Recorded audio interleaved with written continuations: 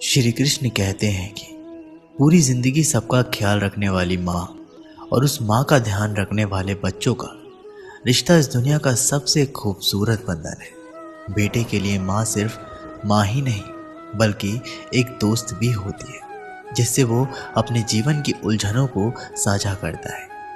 खुशकिस्मत होते हैं वो जिन्हें माँ नसीब होती है, क्योंकि इस दुनिया में ये एक ऐसा रिश्ता है जिसमें मिलावट नहीं होती। जिंदगी में एक माँ की जगह कोई भी नहीं ले सकता। माँ अपने बच्चों से ना सिर्फ निस्वार्थ भाव से प्रेम करती है बल्कि ना सिर्फ अपने बच्चों को जिंदगी जीना भी सिखाती है। उन्हें रिश्तों की अहमियत बताती है, अपनों से बड़ों का सम्मान करना सिखाती है, दूसरों से प्रेम करना, अनुशासित रहना समेत दूसरों की मदद करना भी सिखाती है।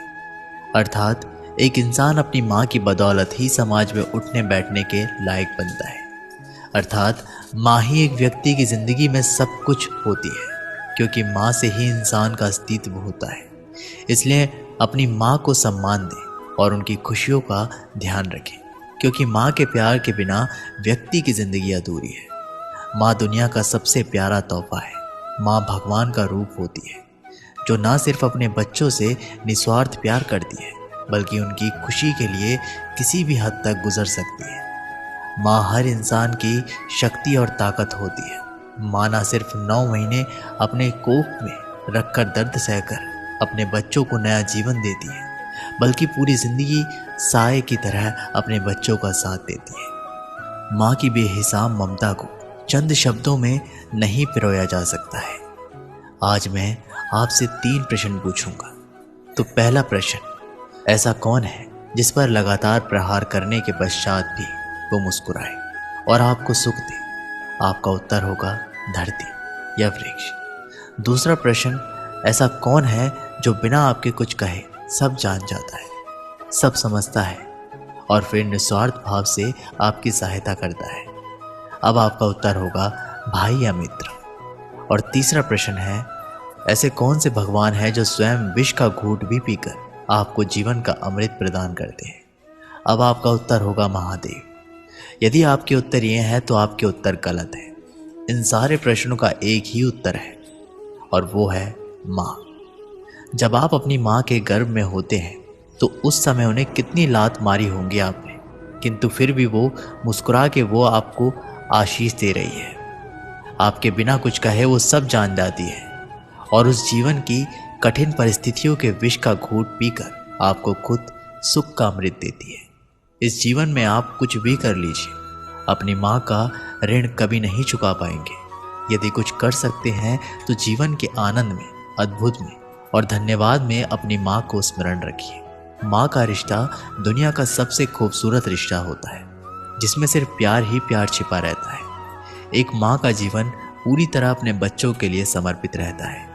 माँ सदैव अपने बच्चों के बेहतर और स्वस्थ जीवन प्रदान करने के बारे में ही सोचती रहती है और इस कोशिश में लगी रहती है कि उसके बच्चे की जिंदगी में कभी किसी तरह का दुख ना आए। वह अपने बच्चों की जिंदगी को स्वर्ग बनाने के लिए हर वो प्रयास करती है जो भी संभव है।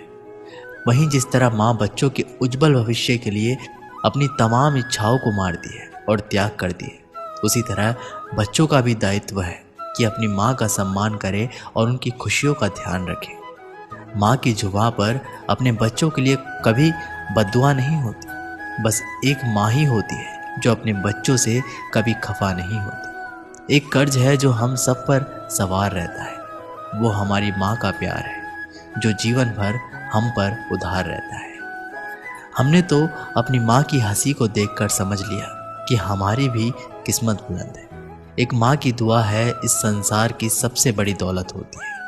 जो समझ गया वो रईस बन जाता है और जो नहीं समझा वो फकीर रह जाता है। माँ से छोटा शब्द इस संसार में कोई और नहीं और इस शब्द से बड़ा अर्थ और किसी शब्द का नहीं। एक अच्छी माँ हर संतान के पास होती है, पर जरूरी नहीं कि एक अच्छी संतान हर माँ के पास हो। जब इस संसार में प्यार को निराकार से साकार होने का मन हुआ, तब जाकर इस धरती पर माँ का सर्जन हुआ। एक माँ की ममता वह सुरीला संगीत है जो हर किसी के दिल में उतर जाता है। माँ चाहे कितनी भी अनपढ़ हो, पर अपने बच्चों के जीवन के सबसे महत्वपूर्ण ज्ञान माँ से ही मिलता है। माँ का अपने बच्चों के लिए त्याग और उनके लिए अपना प्यार की तुलना किसी से भी नहीं की जा सकती। हर बच्चे की पहली गुरु उसकी माँ ही होती है, और माँ जो शिक्षा देती है वह जीवन भर उस बच्चे का साथ देती है। माँ वो होती है जो परिवार में किसी की भी जगह ले सकती है, पर पूरे परिवार में कोई नहीं होता ऐसा जो माँ की जगह ले ले। जब एक रोटी के 4 टुकड़े होते हैं और खाने वाले 5 लोग होते हैं, तो एक माँ ही होती है जो झट से कह देती है कि मुझे भूख नहीं है। इस संसार में सब चीज़ बिकाऊ है, फिर माँ की ममता ही एक ऐसा आशीर्वाद है जिसे कोई नहीं बेच सकता। बहुत देखे हैं हमने ज़माने में प्यार मोहब्बत में जान लुटाने वाले। कभी अपनी माँ से भी जाकर पूछना कि कितनी मुश्किलों से तुझे पाला है उसने रातों में उठ उठ के। इस संसार में हर जगह ईश्वर का पहुंचना मुमकिन नहीं था, इसलिए उन्होंने माँ की रचना की। श्री कृष्ण कहते हैं कि इस पूरे संसार में सिर्फ माँ ही एक ऐसी होती है जो किसी भी हाल में जान लेती है कि उसके बच्चों की आंखें सोने से लाल हुई है कि रोने से। इस पूरे संसार में सिर्फ माँ बाप ही है जो अपने बच्चों से सच्चा प्यार करते हैं और उन्हें प्यार दे सकते हैं। बाकी पूरा संसार सिर्फ दिखावा ही करता है। ज़रा सा समय निकालकर अपनी माँ को भी देखकर मुस्कुरा भी लिया करो। क्या पता तुम्हारी किस्मत में तीर्थ जाना ही ना लिखा हो। इस संसार में सिर्फ एक माँ ही है जो उस चट्टान की तरह होती है जो अपनी संतान पर आने वाले हर मुश्किल से पहले उससे टकराती है। नाम कई सारे हैं, पर उन सब का मतलब एक ही होता है। कोई राम कहकर बुलाता है, तो कोई अल्लाह, तो कोई माँ कहकर बुलाता है। इस पूरी दुनिया की सारी दौलत सिर्फ मिट्टी है उस 1 रुपए के सामने जो हर रोज़ हमारी माँ हमें स्कूल जाने से पहले देती। हर वो घर जहाँ माँ रहती है, उस घर की हर खुशियाँ बरकरार रहती है। दुनिया क्या सिखाए कि हमें प्यार करने का तरीका। हम तो वो हैं जिसने अपनी माँ के हाथों के एक हाथ से रोटी खाई है और दूसरे हाथ से थप्पड़। ये है हाथ से थप्पड़। माँ मुझे अकेला कभी नहीं छोड़ती, मुझे कभी भी अकेला महसूस होने नहीं देती है। अगर मैं कभी भी परेशानी में होता हूँ तो मेरे बिना बताए माँ को सब कुछ पता चल जाता है। वह मेरे लिए सुबह का नाश्ता बनाती है, दिन भर के सारे काम करती है, रात को सुलाने तक का काम मेरी माँ ही करती है। मेरी माँ का रूप एक फरिश्ते का रूप है जो हर समय हर पल मेरे साथ रहता है। हर परेशानी में, हर सुख दुख में केवल माँ ही मेरे साथ होती है। ये केवल मेरे साथ ही नहीं, आप सभी के साथ होता है। माँ का रिश्ता सभी के लिए बहुत ही अनमोल होता है। एक माँ ही होती है जो अपने बच्चों को जन्म देते समय असहनीय दर्द तक सह जाती है।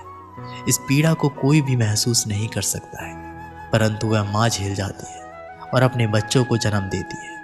वह अपने प्यार के आगे अपने दर्द तक को भूल जाती है। माँ केवल हमारा पालन पोषण ही नहीं करती, बल्कि हमारे जीवन की सबसे पहली शिक्षक और सबसे अच्छी दोस्त माँ ही होती है।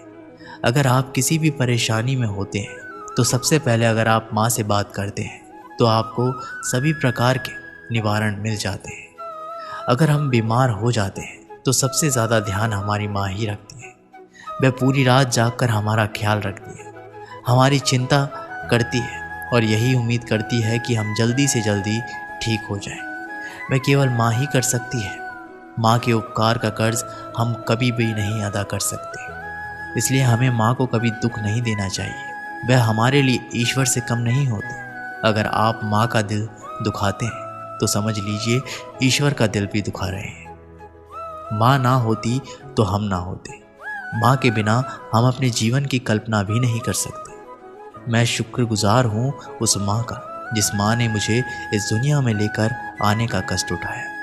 एक माँ इस दुनिया में हर चीज़ का मोह त्याग कर सिर्फ और सिर्फ अपने बच्चे से सबसे ज़्यादा प्यार करती है। वो अपने बच्चे के लिए हर मुसीबत से लड़ना जानती है। वो माँ जो कभी घर से बाहर भी नहीं जाती, जो किसी से फालतू मतलब नहीं रखती, जो कम बोलती हो, जो डरी सहमी सी रहती हो, वो माँ भी अपने बच्चे के ऊपर आती आँच को देखकर कुछ भी कर गुजरने को तैयार हो जाती है। माँ पूरी ज़िंदगी अपने परिवार और अपने बच्चों के ऊपर अपना जीवन समर्पित कर देती है, अपने पति के सम्मान के लिए झुकती है, अपने बच्चों में आदर्श और गुण इकट्ठा करने के लिए खुद का बलिदान करती है। ऐसी होती है माँ।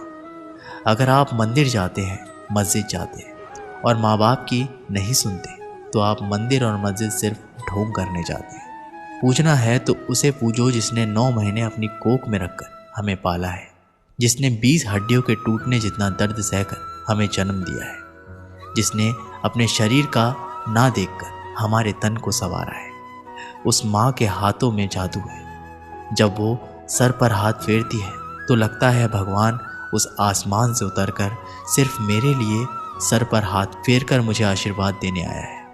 मेरे भगवान हैं मेरे माँ बाप। मैं बहुत खुशनसीब हूँ कि मेरे माँ और बाप हैं। मैं अपनी माँ से लड़ता भी हूँ, झगड़ता भी हूँ, लेकिन जितना मैं अपनी माँ से प्यार करता हूँ, इतना मैं किसी और से प्यार ना तो करता हूँ और ना ही कभी कर पाऊँगा, क्योंकि मेरी माँ मेरे लिए सबसे स्पेशल है।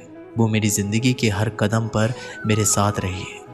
एग्ज़ाम मेरे होते हैं, पढ़ता भी मैं हूँ, लेकिन मेरी माँ मेरे सर पर बैठी रहती है और देखती है कि पढ़ रहा है या नहीं। मैं कभी ये नहीं समझता कि मेरी माँ मुझ पे नज़र रख रही है। वो बस ये कहती है मैं गलत ना चलूँ, सिर्फ़ और सिर्फ अपने सपना और अपनी माँ का सपना पूरा करने के लिए कदम बढ़ाते जाऊँ।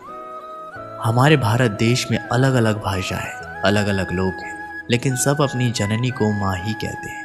अलग अलग भाषा होने के बाद भी माँ को माँ ही पुकारा जाता है। हमारी माँ ही हमारे अस्तित्व का निर्माण करती है। हमारी माँ ही हमें एक आदर्श व्यक्ति बनाती है। वह हमारे आत्मविश्वास को भी घटने नहीं देती और हमें प्रेरित ही करती है ताकि हम आगे बढ़ते रहें, कभी रुके ना।